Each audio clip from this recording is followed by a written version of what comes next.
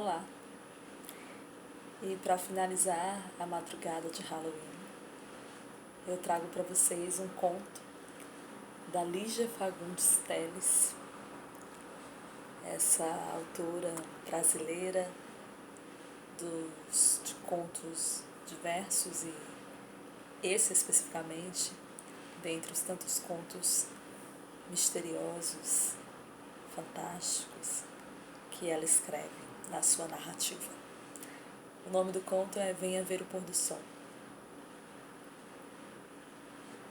Ela subiu sem pressa a tortuosa ladeira. À medida que avançava, as casas iam rareando. Modestas casas espalhadas sem simetria e ilhadas em terrenos baldios. No meio da rua, sem calçamento, coberta aqui e ali por um mato rasteiro, algumas crianças brincavam de roda. A débil cantiga infantil era a única nota viva na quietude da tarde. Ele a esperava encostado a uma árvore, esguio e magro, metido num largo blusão azul marinho, cabelos crescidos e desalinhados, tinha um jeito jovial de estudante. Minha querida Raquel. Ela encarou-o séria e olhou para os próprios sapatos. Veja que lama! Só mesmo você inventaria um encontro num lugar destes. Que ideia, Ricardo! Que ideia! Tive que descer do táxi lá longe. Jamais ele chegaria aqui em cima. Ele riu, entre malicioso e ingênuo. Jamais? Pensei que viesse vestida esportivamente e agora me aparece nessa elegância. Quando você andava comigo, usava uns sapatões de 7 léguas, lembra? Foi para me dizer isso que você me fez subir até aqui? Perguntou ela, guardando as luvas na bolsa. Tirou um cigarro. Hein? Ah, Raquel. E ele tomou-a pelo braço. Você está uma coisa de linda. E fuma agora uns cigarrinhos pilantras, azul e dourado? Juro que eu tinha que ver ainda uma vez toda essa beleza, sentir esse perfume. Então, fiz mal? Podia ter escolhido um outro lugar, não? Abrandara a voz. O que é isso aí? Um cemitério? Ele voltou-se para o velho muro arruinado, indicou com o olhar o portão de ferro carcomido pela ferrugem. Cemitério abandonado, meu anjo. Vivos e mortos desertaram todos, nem os fantasmas sobraram. Olha aí como as criancinhas brincam sem medo, acrescentou apontando as crianças na sua ciranda. Ela tragou lentamente, soprou a fumaça na cara do companheiro. Ricardo e suas ideias. E agora, qual o programa? Brandamente ele a tomou pela cintura. Conheço bem tudo isso. Minha gente está enterrada aí. Vamos entrar um instante e te mostrarei o pôr do sol mais lindo do mundo. Ela encarou um instante e vergou a cabeça para trás numa risada. Ver o pôr do sol! Ali, meu Deus! Fabuloso, fabuloso! Me implora um último encontro, me atormenta dias seguidos, me faz vir para quê? Para ver o pôr do sol num cemitério. Ele riu também, afetando o encabulamento como um menino pilhado em falta. Raquel, minha querida, não faça assim comigo. Você sabe que eu gostaria era de te levar ao meu apartamento, mas fiquei mais pobre ainda, como se isso fosse possível. Moro agora numa pensão horrenda. A dona é uma medusa que vive espiando pelo buraco da fechadura. E você acha que eu iria? Não se zangue. Sei que não iria. Você está sendo fidelíssima. Então pensei. Se pudéssemos conversar um pouco numa rua afastada, disse ele, aproximando-se mais. Acariciou-lhe o braço com as pontas dos dedos. Ficou sério. E aos poucos, inúmeras rugazinhas foram se formando em redor dos seus olhos ligeiramente apertados. Os leques de rugas se aprofundaram numa expressão astuta. Não era nesse instante tão jovem como aparentava. Mas logo sorriu e a rede de rugas desapareceu sem deixar vestígio. Voltou-lhe novamente o ar inexperiente e meio desatento. Você fez bem em vir. Quer dizer que o programa... E não podíamos tomar alguma coisa num bar? Estou sem dinheiro, meu anjo, vê se entende. Mas eu pago. Com o dinheiro dele? Prefiro beber formicida. Escolhi este passeio porque é de graça e muito decente. Não pode haver um passeio mais decente. Não concorda comigo? Até romântico. Ela olhou em redor, puxou o braço que ele apertava. Foi um risco enorme, Ricardo. Ele é ciumentíssimo. Está farto de saber que tive meus casos. Se nos pilha juntos, então sim. Quero só ver se alguma das suas fabulosas ideias vai me consertar a vida. Mas eu me lembrei deste lugar justamente porque não quero que você se arrisque, meu anjo. Não tem lugar mais discreto do que um cemitério abandonado. Veja, completamente abandonado. Prosseguiu ele, abrindo o portão. Os velhos gonzos gemeram. Jamais seu amigo ou um amigo do seu amigo saberá que estivemos aqui. É um risco enorme, já disse. Não insista nessas brincadeiras, por favor. E se vem um enterro? Ah, não suporto enterros. Mas enterro de quem, Raquel? Raquel, quantas vezes eu preciso repetir a mesma coisa?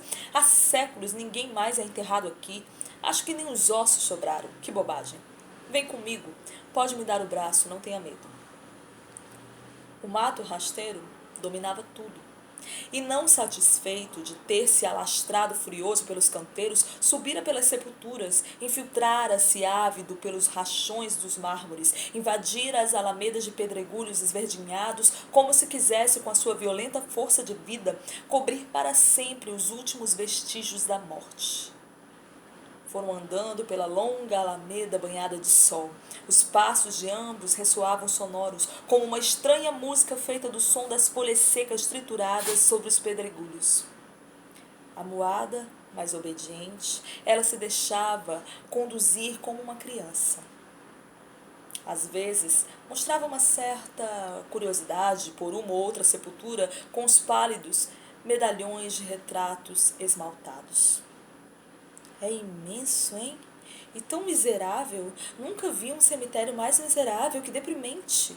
Exclamou ela, atirando a ponta do cigarro na direção de um anjinho de cabeça decepada. Vamos embora, Ricardo, chega. Ali, Raquel. Olhe um pouco para esta tarde. Deprimente por quê? Não sei onde foi que eu li.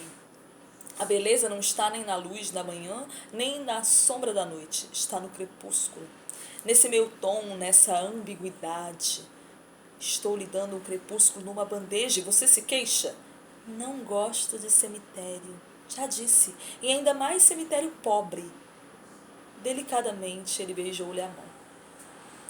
Você prometeu dar um fim de tarde a este seu escravo. É, mas eu fiz mal. Pode ser muito engraçado, mas eu não quero me arriscar mais. Ele é tão rico assim? Riquíssimo. Vai me levar agora numa viagem fabulosa até o Oriente. Já ouviu falar no Oriente? Vamos até o Oriente, meu caro. Ele apanhou um pedregulho e fechou-o na mão.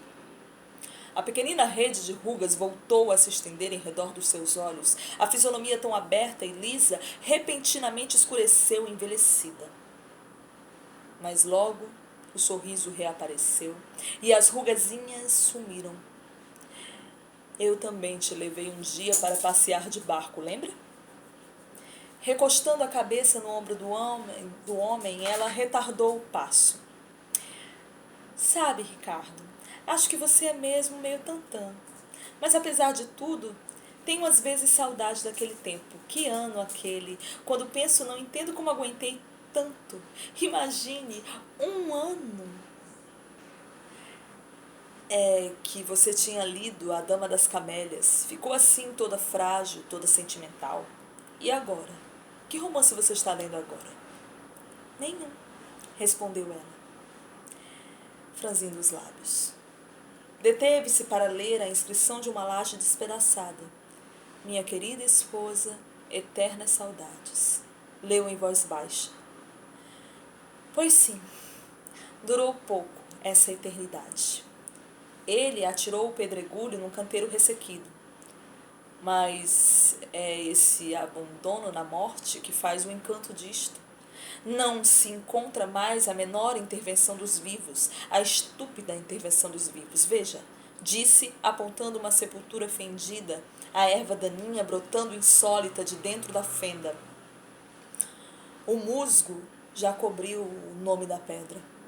Por cima do musgo ainda virão as raízes e depois as folhas. Esta a morte perfeita, nem lembrança, nem saudade, nem o nome sequer, nem isso. Ela aconchegou-se mais a ele e bocejou. Está bem, mas agora vamos embora, que já me diverti muito. Faz tempo que não me divirto tanto. Só mesmo um cara como você podia me fazer divertir assim. Deu-lhe um rápido beijo na face. Chega, Ricardo, eu quero ir embora. Mais alguns passos. Mas este cemitério não acaba mais, já andamos quilômetros. Ela olhou para trás. Nunca andei tanto, Ricardo, vou ficar exausta. A boa vida te deixou preguiçosa? Que feio, lamentou ele, impelindo-a para a frente. Dobrando esta alameda, fica o jazigo da minha gente. É de lá que se vê o pôr do sol. Sabe, Raquel, andei muitas vezes por aqui, de mãos dadas com a minha prima. Tínhamos então 12 anos. Todos os domingos minha mãe vinha trazer flores e arrumar nossa capelinha, onde já estava enterrado meu pai. Eu e minha priminha vínhamos com ela e ficávamos por aí, de mãos dadas, fazendo tantos planos. Agora as duas estão mortas. Sua prima também? Sua prima também? Ela perguntou. Também. Morreu quando completou 15 anos. Não era propriamente bonita, mas tinha uns olhos. Eram assim, verdes como os seus, parecidos com os seus. Extraordinário, Raquel. Extraordinário como vocês duas. Penso agora que toda a beleza dela residia apenas nos olhos, assim, meio oblíquos, como os seus. Vocês se amaram? Ela me amou. Foi a única criatura que... Ele fez um gesto. Enfim, não tem importância. Raquel tirou-lhe o cigarro, tragou e depois devolveu. Eu gostei de você, Ricardo. E eu te amei. E te amo ainda. Percebe agora a diferença? O pássaro rompeu o cipestre e soltou um grito. Ela estremeceu. Esfriou, não? Vamos embora. Já chegamos, meu anjo. Aqui estão os meus mortos. Pararam diante de uma capelinha coberta de alto a baixo por uma trepadeira selvagem, que a envolvia num furioso abraço de cipós e folhas. A estreita porta rangeu quando ele a abriu de par em par. A luz invadiu um cubículo de paredes enegrecidas, cheias de estrias de antigas goteiras. No centro do cubículo, um altar meio desmantelado, coberto por uma toalha que adquirira a cor do tempo. 2 vasos de desbotada opalina ladeavam um tosco crucifixo de madeira. Entre os braços da cruz, uma aranha tecera 2 triângulos de teias já rompidas, pendendo como farrapos de um manto que alguém colocara sobre os ombros do Cristo. Na parede lateral, à direita da porta, uma portinhola de ferro dando acesso para uma escada de pedra, descendo em caracol para a catacumba. Ela entrou na ponta dos pés, evitando roçar, mesmo de leve, naqueles restos da capelinha. Que triste que é isto, Ricardo! Nunca mais você esteve aqui? Ele tocou na face da imagem recoberta de poeira, sorriu melancólico. Sei que você gostaria de encontrar tudo limpinho, flores nos vasos, velas, sinais da minha dedicação, certo? Mas já disse que o que mais amo neste cemitério é precisamente este abandono, esta solidão. As pontes com outro mundo foram cortadas e aqui a morte se isolou total, absoluta. Ela adiantou-se e espiou através das enferrujadas barras de ferro da portinhola. Na semi-obscuridade do subsolo, os gavetões se estendiam ao longo das 4 paredes que formavam um estreito retângulo cinzento. E lá embaixo? Pois lá estão as gavetas, e nas gavetas minhas raízes. Pó, meu anjo, pó, murmurou ele. Abriu a portinhola e desceu a escada. Aproximou-se de uma gaveta no centro da parede, segurando firme na alça de bronze como se fosse puxá-la. A cômoda de pedra não é grandiosa? Detendo-se no topo da escada, ela inclinou-se mais para ver melhor. Todas essas gavetas estão cheias? Cheias? Só as que têm o retrato e a inscrição, está vendo? Nesta está o retrato da minha mãe. Aqui ficou minha mãe, prosseguiu ele, tocando com as pontas dos dedos num medalhão esmaltado embutido no centro da gaveta. Ela cruzou os braços, falou baixinho, um ligeiro tremor na voz. Vamos, Ricardo, vamos. Você está com medo? Claro que não. Estou com frio. Suba e vamos embora. Estou com frio. Ele não respondeu. Adiantara-se até um dos gavetões na parede oposta e acendeu um fósforo. Inclinou-se para o medalhão frouxamente iluminado. A priminha Maria Emília. Lembro-me até do dia em que tirou esse retrato, 2 semanas antes de morrer. Prendeu os cabelos com uma fita azul e veio se exibir. Estou bonita? Estou bonita? Falava agora consigo mesmo, doce e gravemente. Não é que fosse bonita, mas os olhos. Venha ver, Raquel, é impressionante como tinha olhos iguais aos seus. Ela desceu a escada, encolhendo-se para não esbarrar em nada. Que frio faz aqui e que escuro, não estou enxergando. Acendendo outro fósforo, ele ofereceu à companheira. Pegue, dá para ver muito bem. Afastou-se para o lado. Repare nos olhos.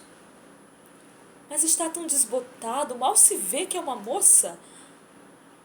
Antes da chama se apagar, aproximou-a da inscrição feita na pedra. Leu em voz alta, lentamente. Maria Emília, nascida em 20 de maio de 1800 e falecida...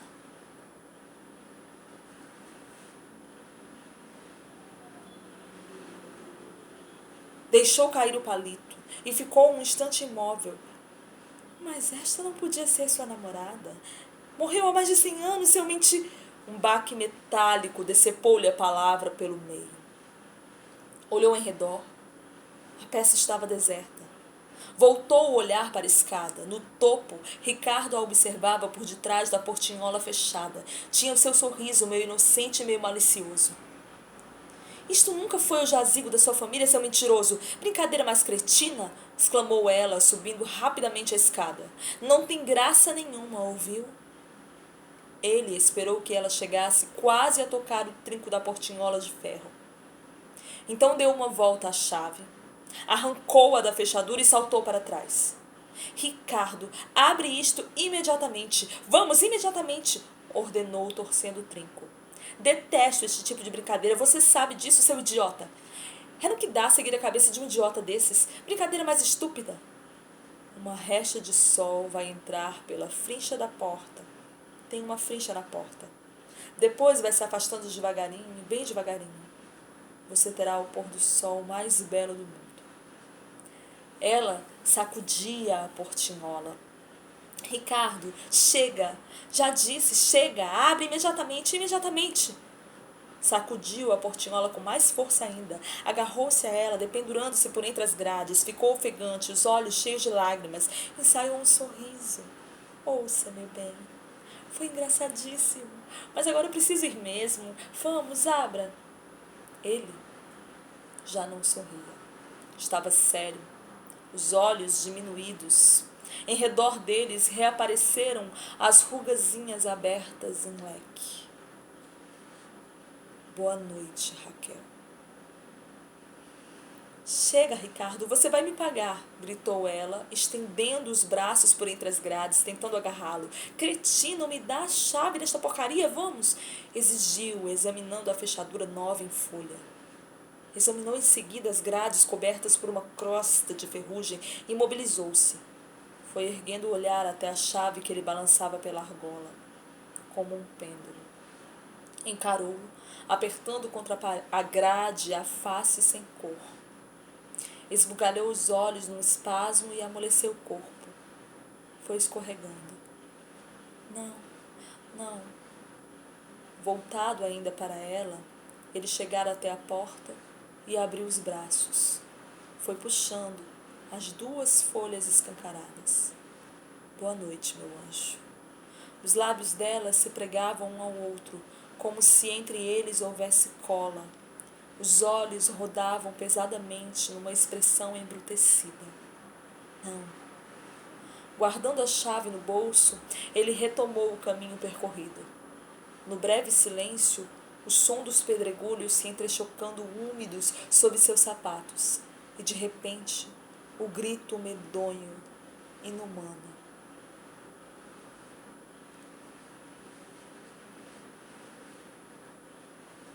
Durante algum tempo, ele ainda ouviu os gritos que se multiplicaram, semelhantes aos de um animal sendo estraçalhado. Depois, os uivos foram ficando mais remotos, abafados como se viessem das profundezas da terra. Assim que atingiu o portão do cemitério, ele lançou ao poente um olhar mortiço. Ficou atento. Nenhum ouvido humano escutaria agora qualquer chamado. Acendeu um cigarro e foi descendo a ladeira. Crianças ao longe brincavam de roda. Lígia Fagundes Telles, venha ver o pôr do sol.